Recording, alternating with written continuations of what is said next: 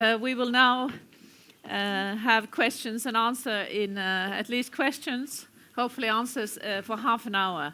I think in this session, which covers the great powers of Europe and not the great problems of Europe, but the big problems of Europe, there should be many questions from the audience.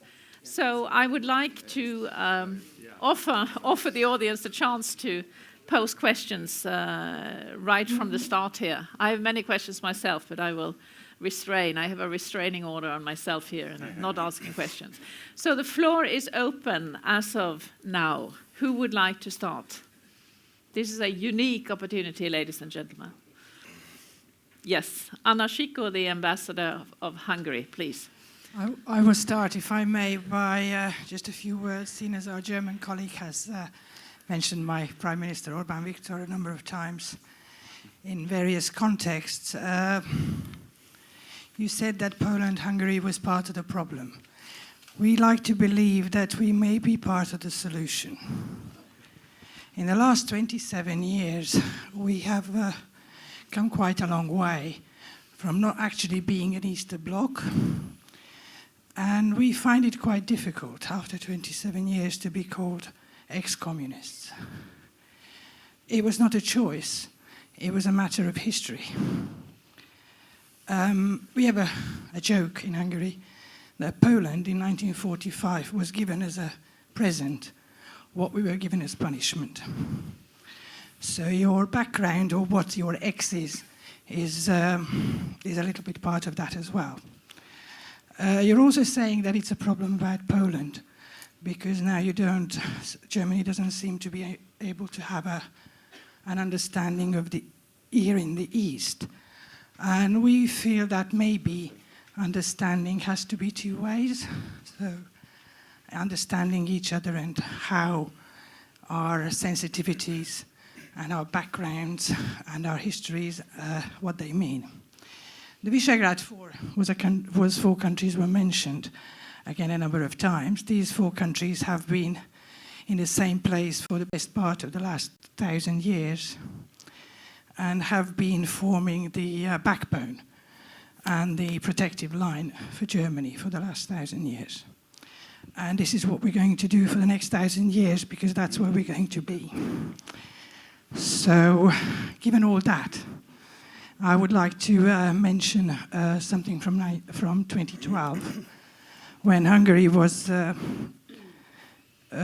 given the bad names that in between the lines we get nowadays as well, but for a completely different reason. At the time, it was not the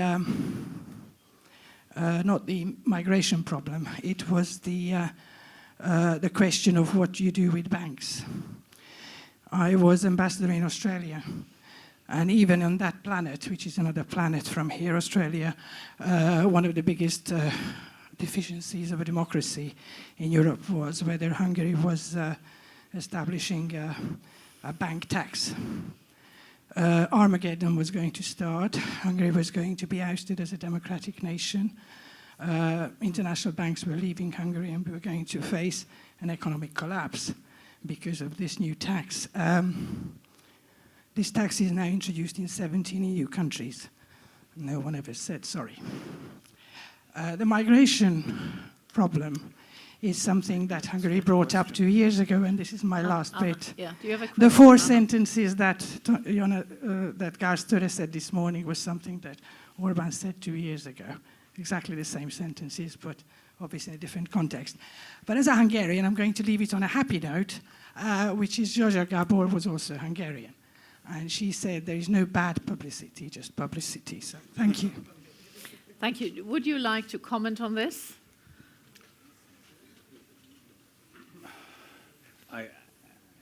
I think there's a big problem now, because we have a kind of misunderstanding in the EU between East and West, and a growing split, and I think it's bad for both sides. Because then it becomes easy for Westerners to say, well, if they don't agree with us, let them fall apart. And especially with the Eurozone and everything moving towards the Eurozone now, this is a big problem. Brexit means it's much harder to find a place inside the EU, but outside the Eurozone. This is something Poland is, and your country certainly is struggling with. So I'm very much in favor, and I often go to Warsaw, and I'm part of some dialogues there. What I hear is that there is a lot of anger against Germany, historic anger. They talk about reparations. There's the new law. It's very difficult, and I can say Merkel has a Polish grandfather, and she is really engaged in this dialogue. And she went to see Kaczynski 3 times, and she proposed, cooperation on issues such as Ukraine. And this government is just not, at the moment, ready to engage. Germany was very, cautious with its official commentaries, also on the new legislation about the Holocaust, which has been condemned by the US, by Israel, by the EU, and by Ukraine. So I think there is a problem, and I'm afraid that because of this, anger on both sides, the Eastern voice will not be heard anymore in the West, and I think this is very bad. I think we need a balance on the continent between North and South and East and West.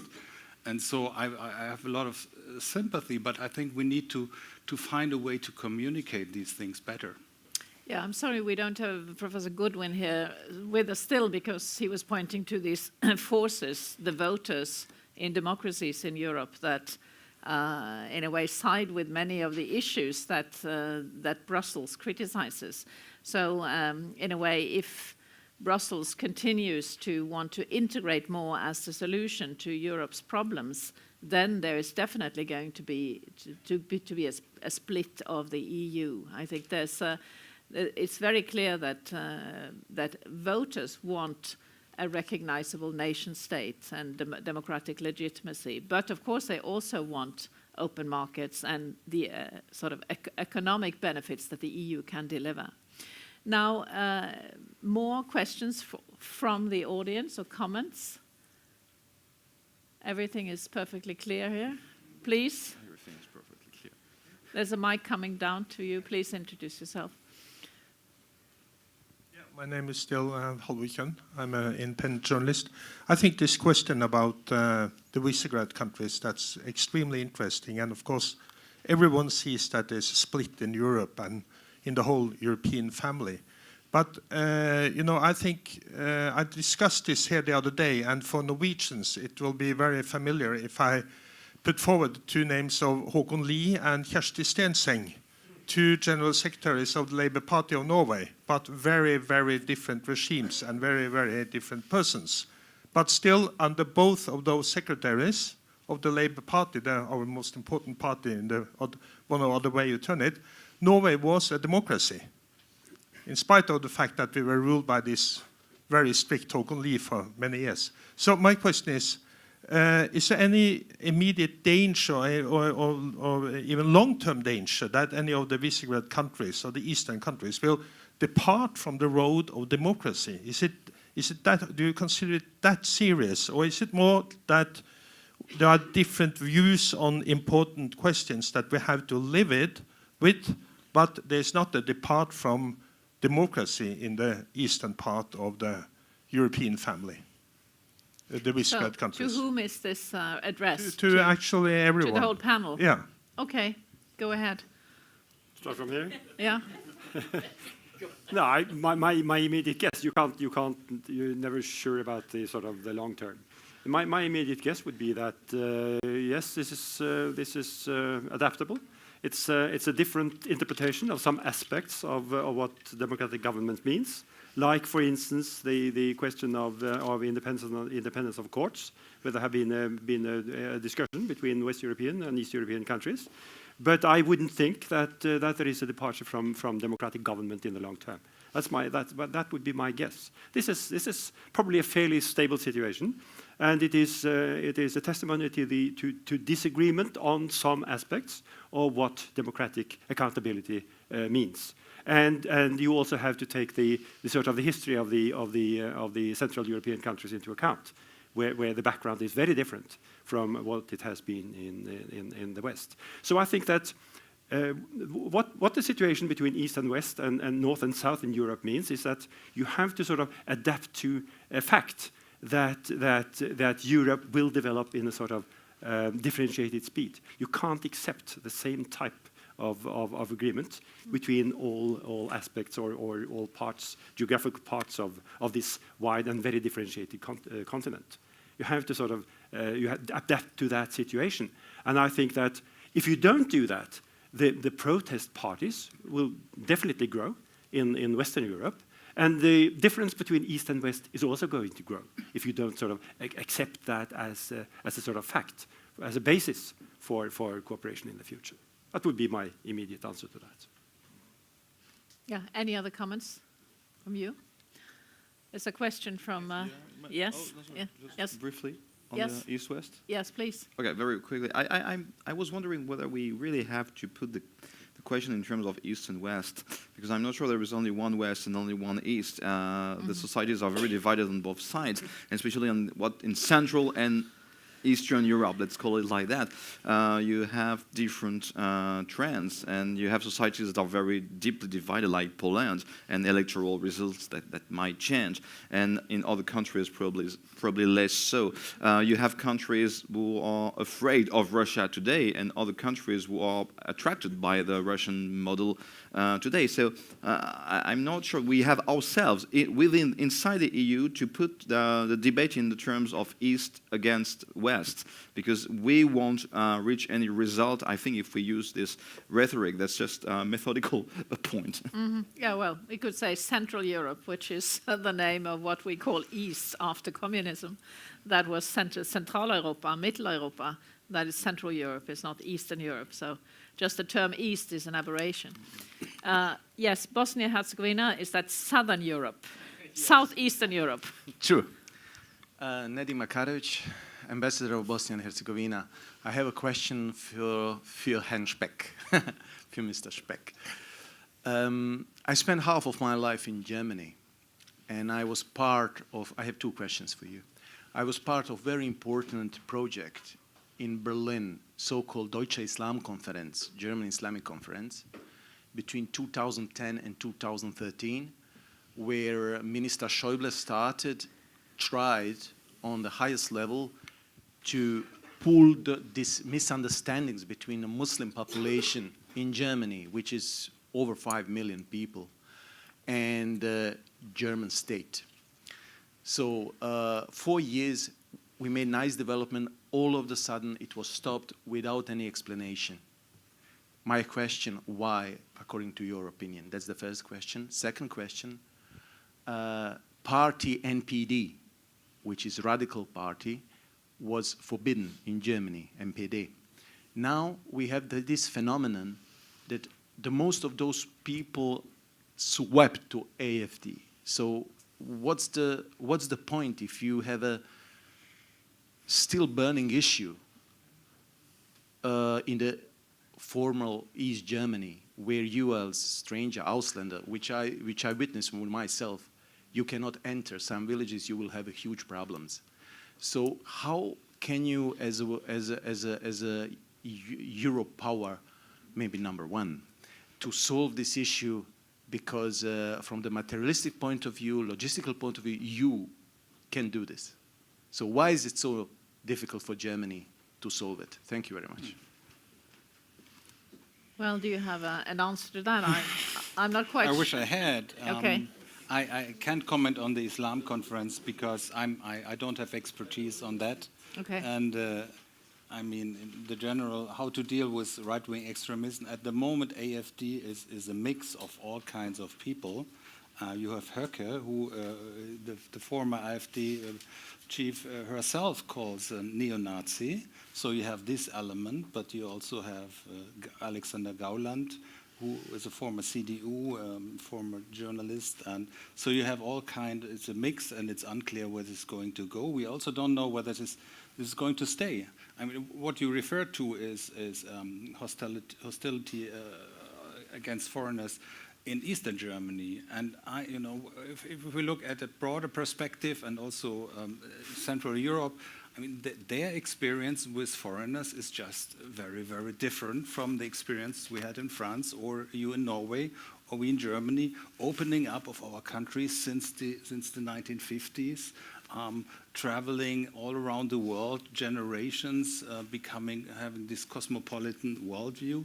This is not what happened behind the Iron Curtain, and mentalities change slowly. Yeah, and you have to compare Eastern Germany rather to Poland, other countries who have a different attitude to migrants. Well, but there's a longer history of the Austro-Hungarian Empire, which was truly multinational, multi-religious, extremely. It was the sort of forerunner of all the liberal freedoms of religious freedom. Before the religious nation-state. Yeah, well, I mean, religious freedom was introduced for the first time in Transylvania in 1645. So, I mean, there's a whole... to say 40 years of communism have made people backward in a way is a bit... it's a bit much, perhaps. But let's try to turn the conversation into more of a focus on security and defense, because this is what we were supposed to talk about. And you, Ulf, you had talked about the EU security and defense, and France is a key country in that respect. France, in a way, could be the sort of roi du soleil again, perhaps, reaching out to Washington as the country with access to the EU, NATO country with access to the EU. Could, of course, the British want to continue the bilateral partnership, the Lancaster House, and France could be the key actor in designing the EU's role. Having looked at all the sort of EU initiatives, they are very much bottom-up. It's industrial policy, R&D, wise spending, and so on. There's nothing in terms of strategic culture in the EU. I've just read their strategic document, so to speak, or so-called. It is not a strategic document at all. It's a policy paper about sort of the EU's role in the world. So I see, as far as I can see, there is the serious strategic actors, France, Britain, US, of course, and some other NATO countries. They will continue as before with their partnerships and cooperation, regardless of whether they're in the EU or not. And then there is the PESCO and these initiatives that may save money and be an add-on in a way, but it's not a question of strategic culture. So maybe the membership issue is not at all important regarding Britain, yet I grant that France will be in a certain advantageous position in the time ahead. So maybe the two of you could say something about the, will the French be able to sort of increase their role because of this advantageous situation right now? Well, yes and no, because I think it's a kind of it's not a good satisfaction for France to be the last player after the British after the Brexit. First of all, I totally agree with what was said about the consequences of Brexit for European security in terms of intelligence sharing, in terms of many cooperation programs. We don't know exactly what is going to happen. Second, it's true that France finds now itself as the last EU member with, if the Brexit is completed, which is not the case for the moment, France will find itself the last and only EU member with nuclear weapons, which is not a very comfortable position for France, because the pressure will be mounting, probably if there is a negotiation on denuclearization of Europe, or a peace initiative, or initiative zero, and whatever. The pressure on France will be very, very hard. So it's not a good news for France to be in this position. And with the real question, indeed, would be whether France can keep its cooperation with Britain, because if you look at the last military interventions, good or bad, whatever we might think about it, but from Iraq '91, the Balkans, Libya, whatever we might think about it, it was always the two countries together, and it appears that it's proving very difficult for France to have the same cooperation with any other country, including Germany. There have been many discussions between France and Germany to try to not to replace the French-British cooperation, but at least to revive or to improve the mutual understanding between two strategic cultures, and it's proving very difficult. Probably we could summarize the difficulty on one point, which is the different approach on the concept of responsibility. For France, military intervention is a way to assume its responsibilities as a permanent member of the UN Security Council. For Germany, military intervention, the French way, is a kind of irresponsible and the illustration of what should not be done. And so there is this very big gap today. So indeed, you're right, France is a bit alone now, but it's not a good news. Clearly, Germany doesn't have a strategic culture. I mean, that's an empirical statement. It's not a normative one. No, I mean, it's very clear. If you examine it closely, Germany will not take risk, will not be a leader in military intervention, but will be a follower and will be backing and so on, but will not be like France or Britain. Germany will never initiate but probably never lead. Probably never lead. It will give to its closest allies, which are the US and France. So in order to keep them engaged militarily with the Germans, they are ready to go to a certain point, but it's always on demand. You know, it's demand, and the Germans give some of what has been exactly. asked. It's moving slowly towards normalization, but not be. It's entirely different from the French-British. And it's not going to change. Its territorial defense is really territorial defense is back. This is what Germany is interested in, and helping the French is seen as necessary to keep the French engaged and to keep them. I mean, 40%, as we heard, of French were ready to vote for Eurosceptic parties. This is very frightening for Germany. So giving France something on defense is part of the deal, the German-Franco deal. Okay, Professor Estrud. When you look at the present situation and the debate over Brexit, it is a bit astonishing, because you should think that from a strategic point of view, it would be favorable for the European countries, for Germany, France, and the other European countries, the EU countries, to negotiate a fairly soft and mild Brexit with Britain. The risk of a domino effect of Brexit is very small. Britain's position was very dissimilar from the other European countries. It was outside Schengen, it was outside the euro area, it was sort of apart in many aspects, and it's fairly easy, it should be fairly easy to negotiate. Britain is an important economic partner to European countries. It's strategically vital in many aspects. Military, one of the strongest countries in Europe, definitely, perhaps the strongest.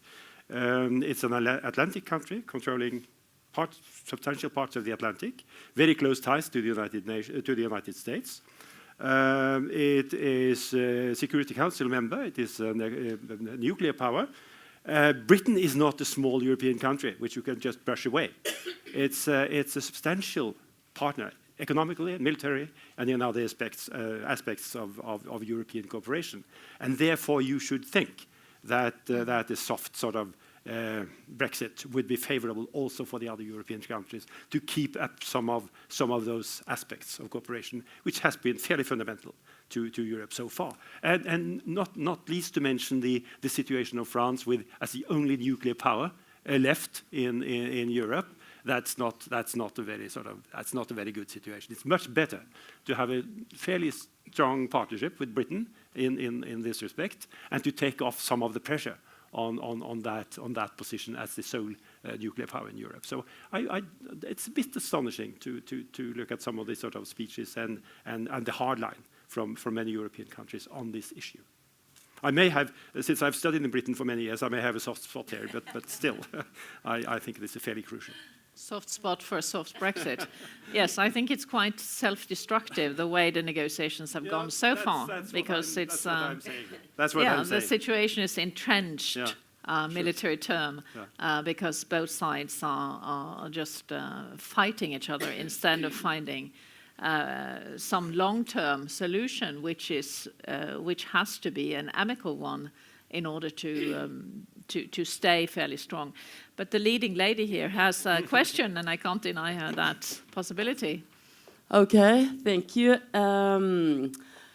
Being a researcher of German politics, it's always puzzled me that when we are talking about the European Union and the driving force, the motor, the French-German axis, it should now be very viable because Britain is out and all the hindrances is away.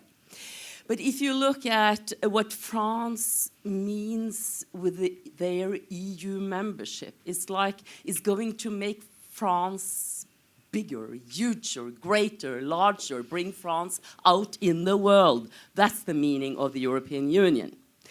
You look at Germany. Germany wants to hide inside the European Union. They don't want to be visible. They want to minimize their role in the European Union, while France wants to maximize this. I think this is very contradictory.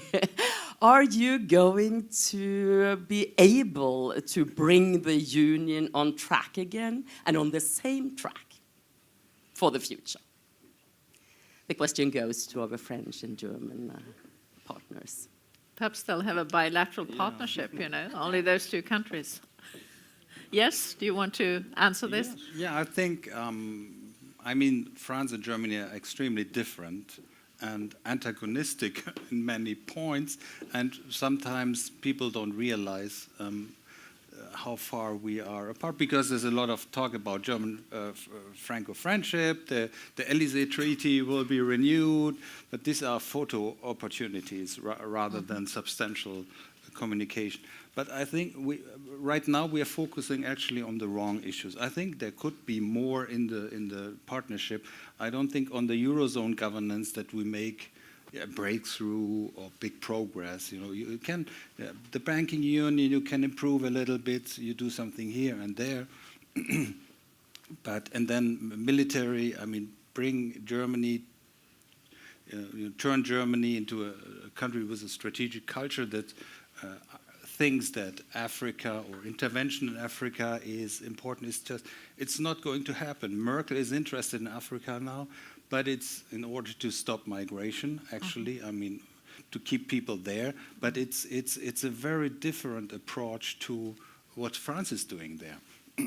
But I think we can agree on many issues. So where Germany and France can agree is keeping the EU together in times of Brexit, and I think this is what we're doing. You can call it hardline. You can also say sticking to the founding principles. For example, you want market access, then it means certain things, because free movement is non-negotiable, because this is the founding principle of the EU, and it's related to many other things. I'm just explaining what the point here is, but I think Germany and France will work hand in hand with regard to Brexit. I think on the transatlantic relationship, we do, trying to save the Iran agreement. I think the British ambassador as well was in Washington involved, so you had the 3 European powers. So there is cooperation on these issues. We have a good cooperation on Ukraine and Russia, actually.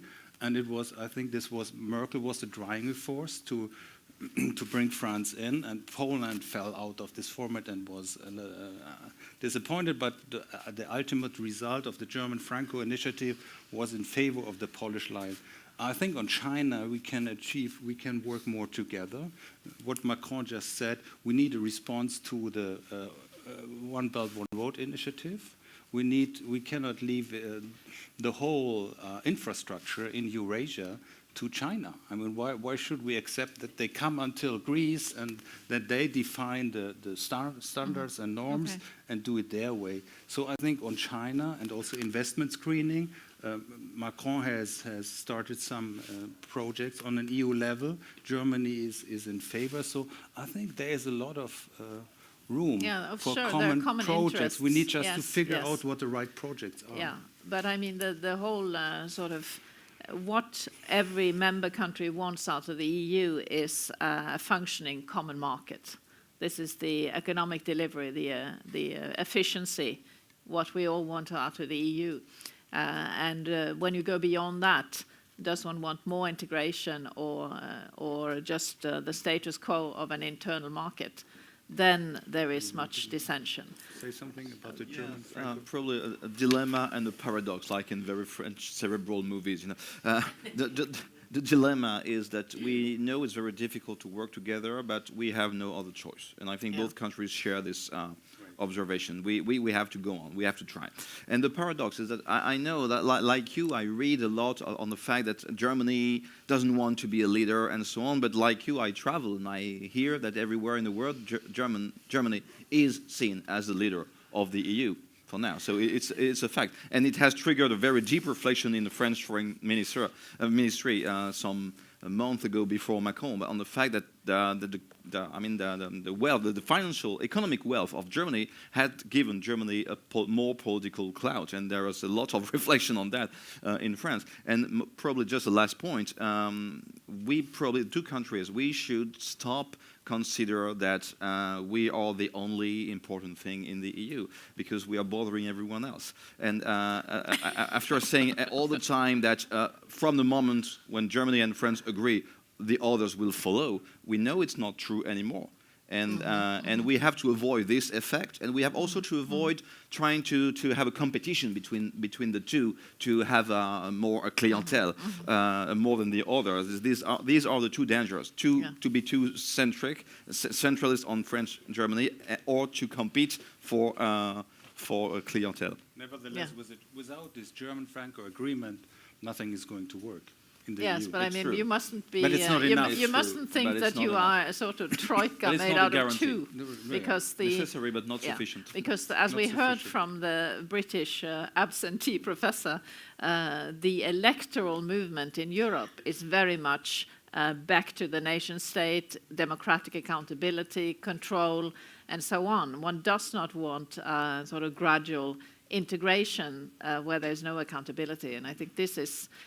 All politics is local, as Tip O'Neill said, and that's definitely true. But you have the last word over here, and you can say something about Norway, or you can say something about the EU. It's up to you. Let me just try to tie together something. I think when Bakke Jensen referred to this Swedish exercise this morning, he said that he asked municipalities, are you prepared for 6 months, and then households, or if they are prepared for 1 week cutoff. I think it's interesting. And I in some sense, see the European debate a bit like the same kind of similar exercise. Are you really prepared if the US is not stepping in, or if they are a bit delayed when stepping in, right? So as I see the European initiatives now, it's partly some kind of hedging strategy. On the one hand, of course, the number one strategy is try to keep the Americans in. Strong Euro-Atlantic, transatlantic thing. Secondly, the good news, if we build up European capacities within NATO, that also helps to strengthen the European aspect of security. And in addition, we heard from Jens Stoltenberg how EU and NATO are trying to cooperate in areas not covered necessarily by NATO. Yeah, so I think it's very important. This Juncker even said in a speech that soft power is not enough. Right, and the union needs hard power, and it was not a joke. No, and in this discussion, and that's my final point, is that I disagree a bit with David Østrud. I'm not surprised that it's difficult to find a solution here, because in this process, the EU is trying to struggle to create some kind of autonomy for itself. And by definition, then, also UK wants to maintain some kind of autonomy. And that's why, and I think you would be an expert yourself at basically saying, okay, if two people or two parties are out there and both of them want to keep autonomy, it might be difficult to come together. Even if you want to come together. Yeah, you have a half a sentence on that. Let me just half a sentence. Could be a long sentence, half of it. I would like to address the sort of principal heading for the session. and saying that I don't think we have the same situation as we have had during EU history. That a crisis is one step back and then 2 steps forward. I think that's wrong. I think the present crisis is existential. I don't think that the polarization of a migration is going away. I think it is here to stay. I don't think the structural impasse of the euro is going away. I think it is here to stay. I don't think the protest parties and the protest movements are going away. I think they are here to stay. And therefore, I think the situation is somewhat different than we are used to in the history of the European integration. I think we have come to a sort of point where this is more fundamental, more existential than we have had so far. Well, thank you very much. We could sit here all night, but we won't. See you tomorrow. Okay, thank you for good interventions, a good debate. I have a small gift or a token of gratitude also to this panel and to the audience. Nice to see you, and I hope you have enjoyed this day. And we will see most of you tomorrow. Come safe home.